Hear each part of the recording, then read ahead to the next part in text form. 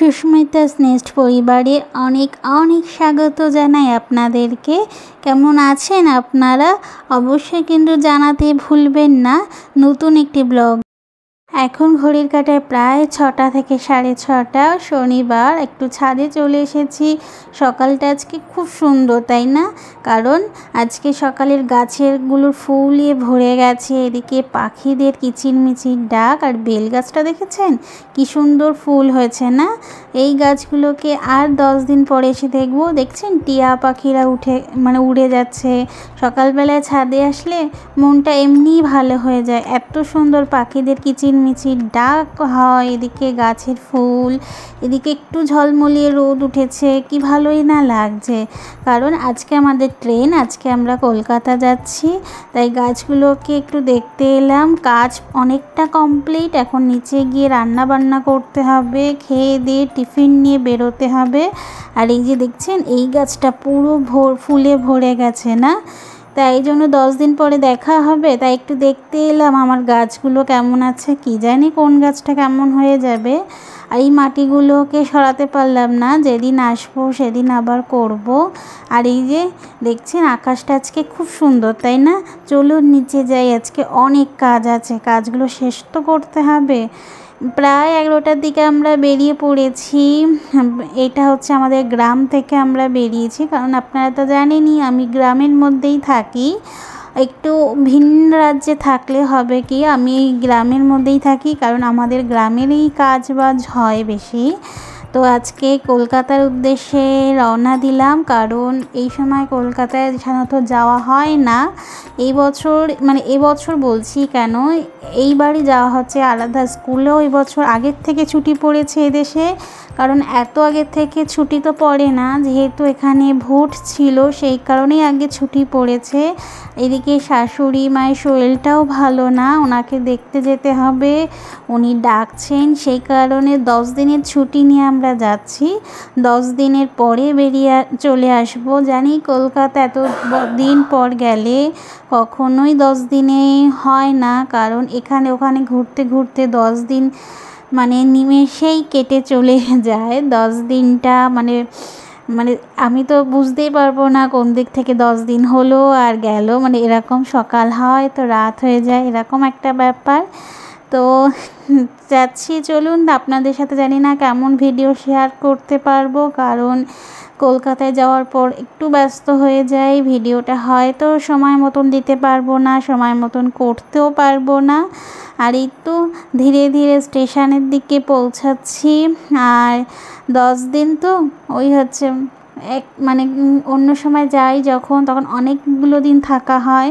এই 10 দিনের ছুটিতেই যাওয়া হচ্ছে বিশেষত বললাম, কারণ শাশুড়ি মায়ের জন্যই যাওয়া হচ্ছে। আমার শাশুড়ি মা ডেকেছেন, সেই কারণে আরাধ্যার বাবা ছুটি নিয়েছে এই 10 দিন। কারণ ওই যে বললাম যে উনি বলেন যে মা যতদিন আছে ততদিন ডাকবে, এরপর তো আর কেউ ডাকার লোক থাকবে না। থাক, যাই হোক না কেন কাজের, চলো একটু ঘুরেই আসি।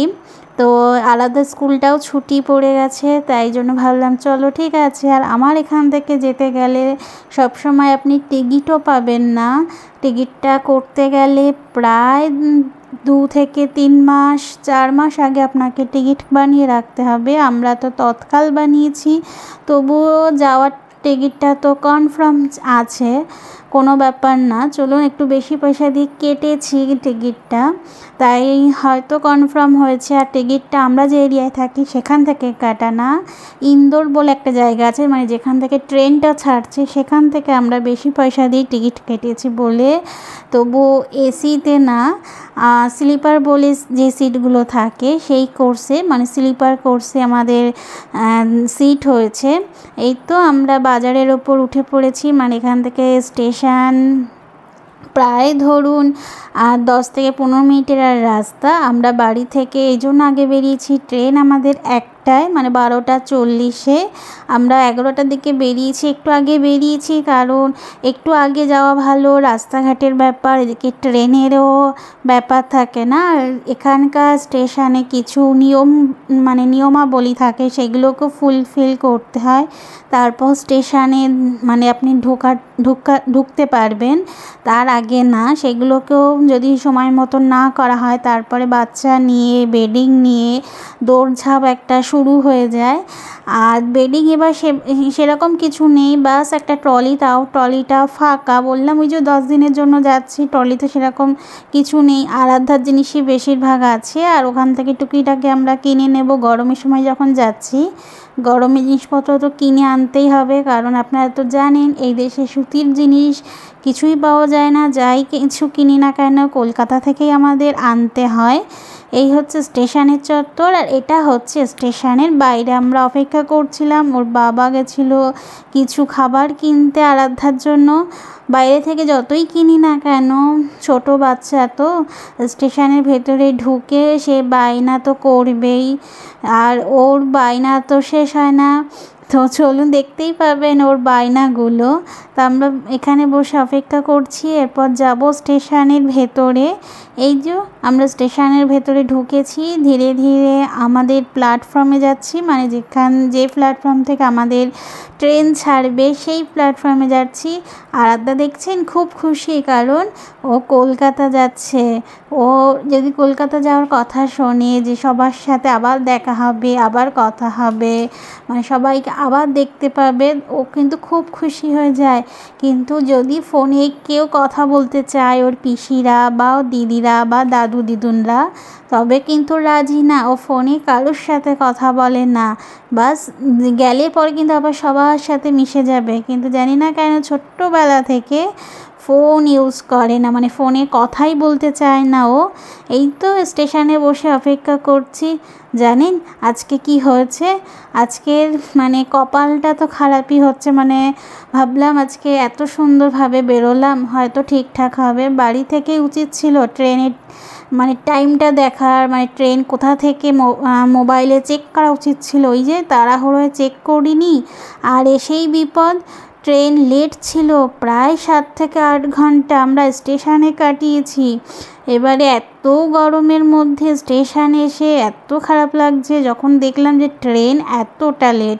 দেখছেন আমি একটা লস্যি নিয়েছি, আর ওই যে থামস আপ থেকে শুরু করেছে, ও একটা ঠান্ডা নিয়েছে। ও যে লস্যি খায় না বা এরকম দুধের জিনিস খুব একটা খায় না, তো একটা ঠান্ডা নিয়েছে, ও ঠান্ডা খাবে বলে। ঠান্ডাটা অনেক ঠান্ডা ছিল বলে খুলে দেইনি, যে একটুখানি গরম হোক, মানে একটুখানি ঠান্ডাটা কমুক তারপরে আমি ওকে খুলে দেব। তারপরে এই যে ওকে খুলে দিয়েছি, ওই যে খাচ্ছে। আর বলুন তো 7 থেকে 8 ঘন্টা যদি এইভাবে বসে থাকতে হয়, তাও স্টেশনের মধ্যে কেমন লাগে? সত্যি কথা আছে, আজকে বুঝেছি এত ঘন্টা ট্রেন লেট থাকলে অবস্থা খারাপ। তারপরে শুনলাম নাকি ট্রেনে কিছু একটা কেটে গেছে, কোনো চেন বা কিছু।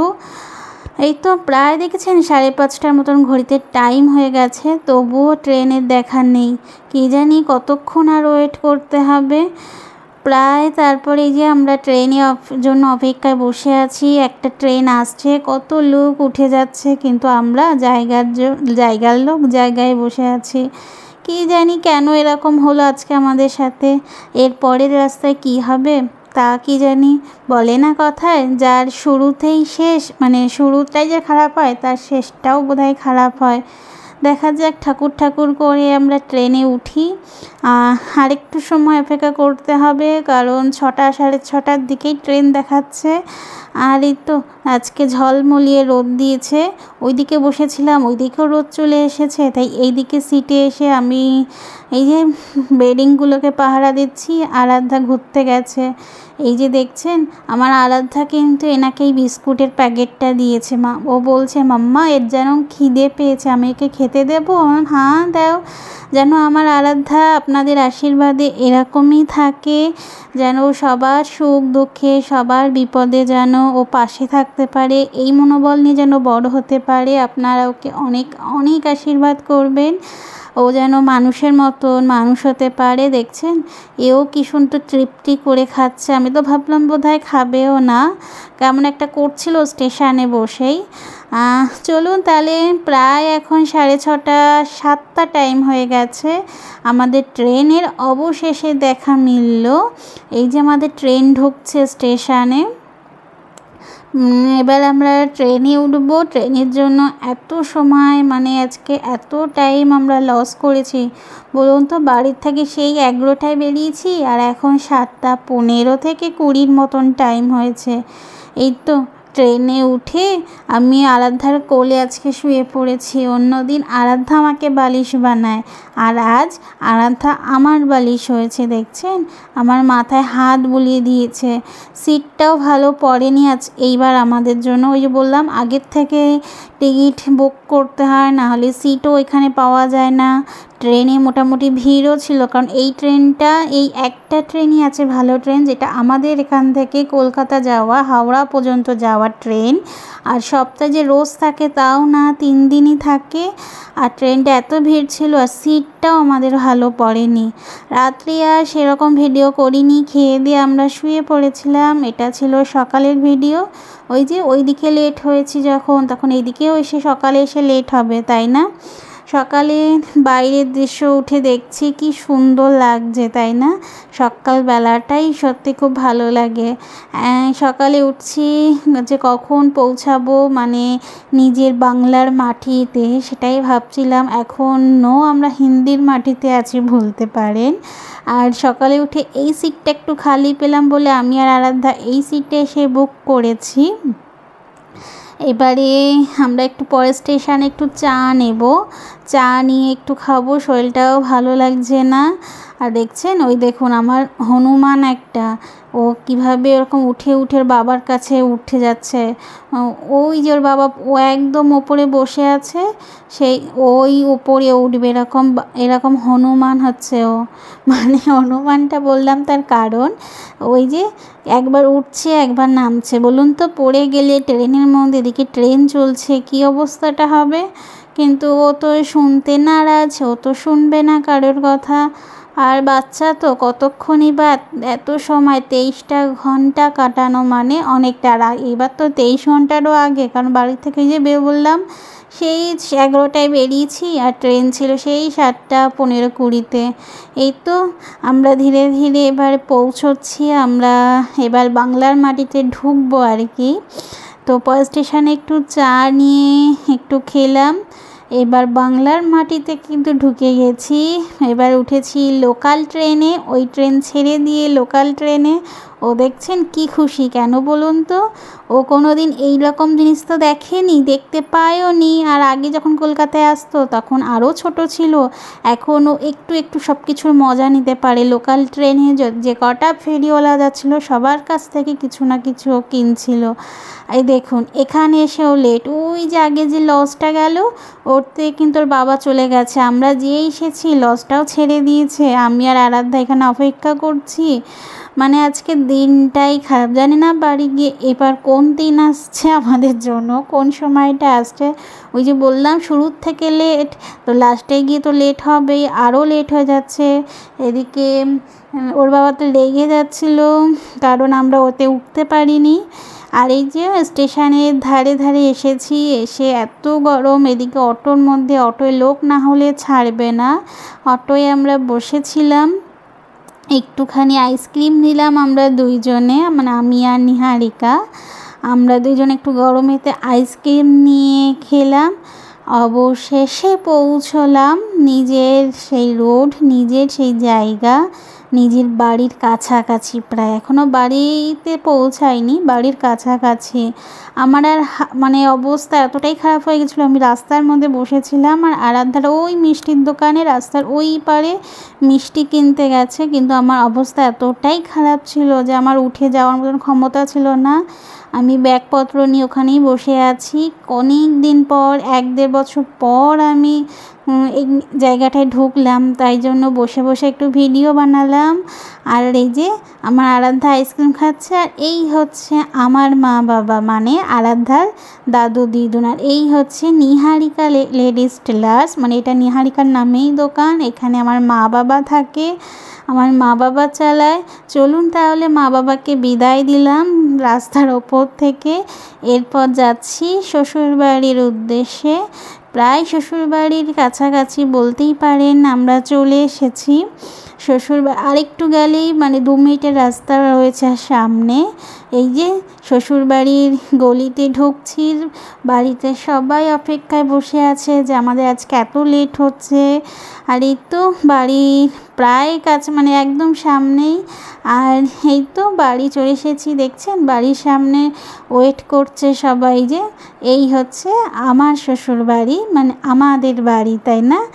আরাধ্যা ভেতরে চলে গেছে।